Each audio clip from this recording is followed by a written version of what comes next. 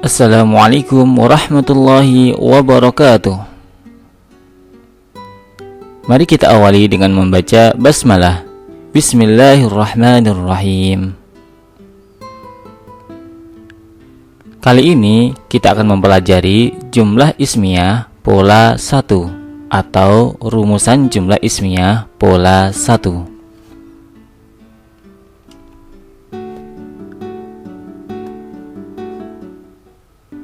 Pertama, kita review terlebih dahulu materi yang dulu pernah kita pelajari, yakni tentang pembagian kalimat dalam bahasa Arab. Dalam bahasa Arab, kalimat disebut dengan al-jumlah al-mufidah. Al-jumlah al-mufidah.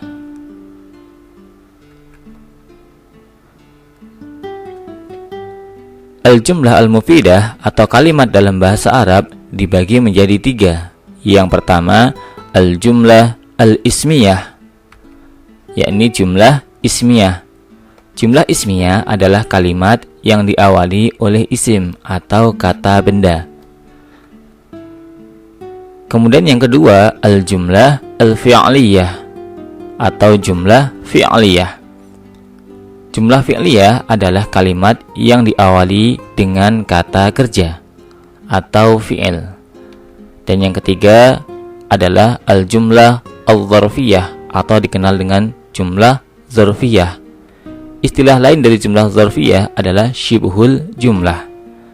Jumlah zarfiyah adalah kalimat yang diawali oleh harf atau dzaraf makan dan harful jar. Sekarang saatnya kita pelajari tentang jumlah ismiyah.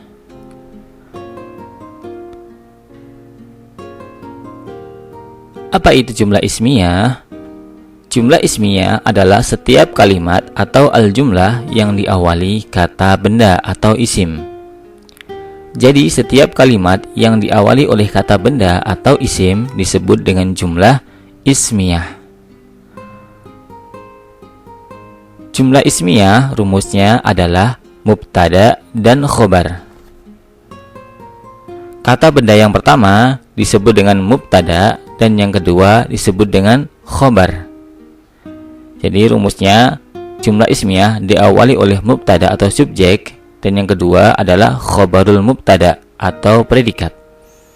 Contohnya al-muslimu sholihun. Al-muslimu sholihun. Al-muslimu sebagai mubtada, sholihun sebagai khobar atau menerangkan mubtada. Al-muslimu sholihun. Seorang muslim itu adalah soleh. Soleh ini menerangkan tentang al-muslim atau soleh menerangkan mubtadanya. Sekarang, apa syarat-syarat jumlah ismiyah? Pertama, antara mubtada dan khobar harus sama dalam 5 hal. Mufrad, musanna, jama', muzakkar, dan muannas.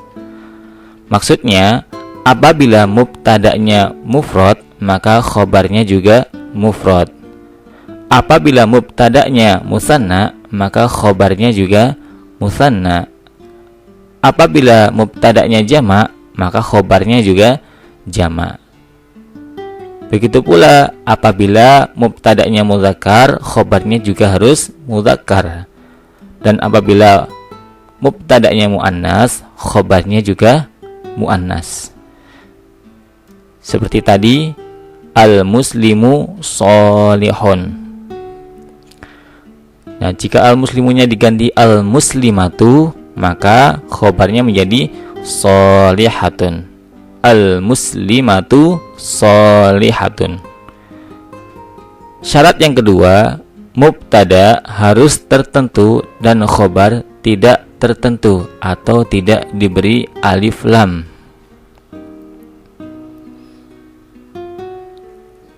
Kata benda atau isim yang mengawali jumlah ismiyah antara lain yang pertama, isim dhohir atau jumlah ismiyah yang diawali isim dhohir.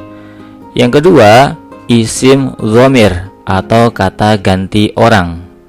Dan yang ketiga, isim isyarah atau kata penunjuk. Sekarang kita bahas rumus jumlah ismiyah. Rumus jumlah ismiyah dibagi menjadi 3 bagian. Yang pertama, isim plus isim atau mubtadanya isim, khobarnya isim. Kedua, isim plus fi'il atau mubtada isim, khobarnya fi'il. Dan yang ketiga, isim plus harf. Mubtadanya isim, khobarnya harf. Jadi, rumusan jumlah ismiyah itu ada 3. Pola 1, isim ditambah isim. Pola 2, isim ditambah fi'il. Dan pola 3, isim ditambah harf. Untuk pola 2, isim ditambah fi'il, fi'ilnya ada 4. Pertama, madhi lazim dan madhi muta'addi. Kemudian mudhari' lazim dan mudhari' muta'addi. Untuk kali ini kita akan membahas rumus jumlah ismiyah pola 1, yakni isim bertemu dengan isim. Sebagaimana dijelaskan tadi, rumus jumlah ismiyah yang pertama adalah isim ditambah isim. Isim yang pertama sebagai mubtada dan isim yang kedua sebagai khobar. Contohnya, al-muslimu alimun. Seorang muslim laki-laki itu adalah alim. Al-muslimu alimun. Al-muslimu isim yang pertama sebagai mubtada, alimun isim yang kedua sebagai khobar. Kita baca sama-sama, al-muslimu alimun.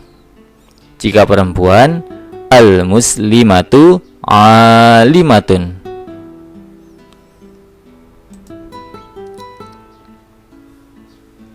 Sebelum kita lanjut, perlu diingat syarat-syarat jumlah ismiyah yang kemarin.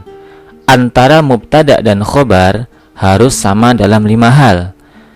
Jika mubtadanya mufrad, khobarnya mufrad. Jika mubtada musanna, khobarnya musanna. Jika mubtada jama', khobarnya jama'. Jika mubtadanya mudzakkar atau laki-laki, khobarnya juga laki-laki. Dan jika mubtadanya muannas, khobarnya juga muannas atau perempuan. Dan yang kedua, mubtada harus tertentu dan khobar tidak tertentu atau tidak diberi al.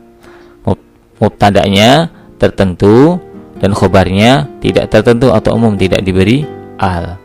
Sekarang kita baca contoh berikut bersama-sama. Al-muslimu alimun. Jika perempuan, al-muslimatu alimatun. Al-muslimani alimani. Jika perempuan, al-muslimatani alimatani. Al-muslimuna alimuna. Jika perempuan, al-muslimatu alimatun. Contoh berikutnya, al-muhandisu mujtahidun. Seorang insinyur laki-laki itu adalah rajin. Jika perempuan, al-muhandisatu mujtahidatun. Seorang insinyur perempuan itu adalah rajin. Jika musanna, al-muhandisani mujtahidani. 2 orang insinyur laki-laki itu adalah rajin. Jika perempuan, al-muhandisatani mujtahidatani. 2 orang insinyur perempuan itu adalah rajin. Sekarang bentuk jamak atau banyak. Al-muhandisuna mujtahiduna. Banyak insinyur laki-laki itu adalah rajin. Jika perempuan, al-muhandisatu mujtahidatun. Banyak insinyur perempuan itu adalah rajin. Kita baca sekali lagi. Al-muhandisu mujtahidun. Jika perempuan, al-muhandisatu mujtahidatun. Al-muhandisani mujtahidani. Jika perempuan, al-muhandisatani mujtahidatani. Al-muhandisuna mujtahiduna. Jika perempuan, al-muhandisatu mujtahidatun. Contoh berikutnya, at-tajiru salihun. Seorang pedagang laki-laki itu adalah soleh. At-tajiru salihun. Jika perempuan, at-tajiratu salihatun. Jika musanna, at-tajirani salihani. Jika perempuan, at-tajiratani salihatani. Jika jamak, at-tajiruna salihuna. Perempuannya, at-tajiratu salihatun. Sekarang beberapa contoh kalimat atau jumlah ismiyah rumusan yang pertama atau pola 1. Al-mu'minu mujtahidun. Seorang beriman laki-laki itu adalah rajin. Al-fallahatu jamilatun. Seorang petani perempuan itu adalah cantik.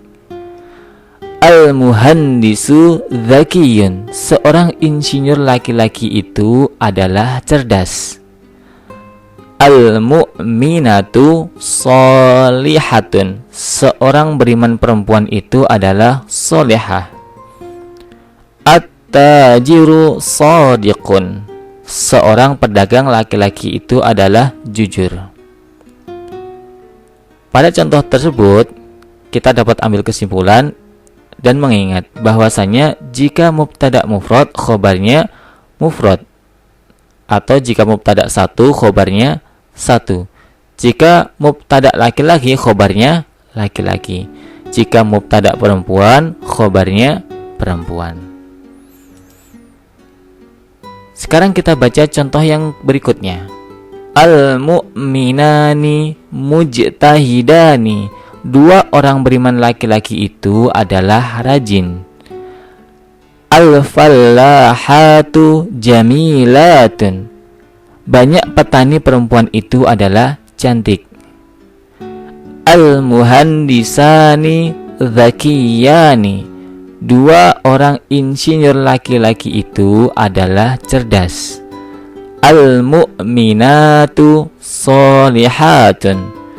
Banyak orang beriman perempuan itu adalah solehah. At-tajirani shadiqani. Dua orang pedagang laki-laki itu adalah jujur. Kembali kita mengingat, jika mubtada'nya musanna atau dua, maka khobarnya juga musanna. Jika mubtada'nya jama' atau banyak, maka khobarnya juga jama'. Jadi antara mubtada dan khobar harus sama. Baik bentuk mufrad, musanna, jama', laki-laki dan bentuk perempuannya. Sekarang saatnya kita melaksanakan tugas insya pasif untuk memastikan bahwa kita benar-benar paham. Tugas yang pertama, terjemahkan kalimat berikut ke dalam bahasa Arab dengan mengacu pada rumus dengan memperhatikan muzakkar dan muannasnya. Kalimat yang pertama, seorang pedagang laki-laki itu adalah jujur. Kalimat kedua, seorang pegawai perempuan itu adalah rajin. Kalimat ketiga, seorang wartawan laki-laki itu adalah mahir. Kalimat keempat, seorang penyiar perempuan itu adalah cantik.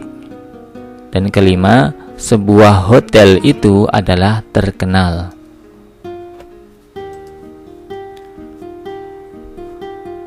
Insya pasif yang kedua, sama seperti yang pertama tadi, kita terjemahkan ke dalam bahasa Arab. Kalimat yang pertama, dua orang artis laki-laki itu adalah jujur. Kalimat yang kedua, banyak orang pegawai perempuan itu adalah rajin. Kalimat yang ketiga, dua orang wartawan laki-laki itu adalah mahir. Kalimat yang keempat, banyak orang penyiar perempuan itu adalah cantik. Kalimat yang kelima, dua pohon itu adalah indah. Selamat mengerjakan.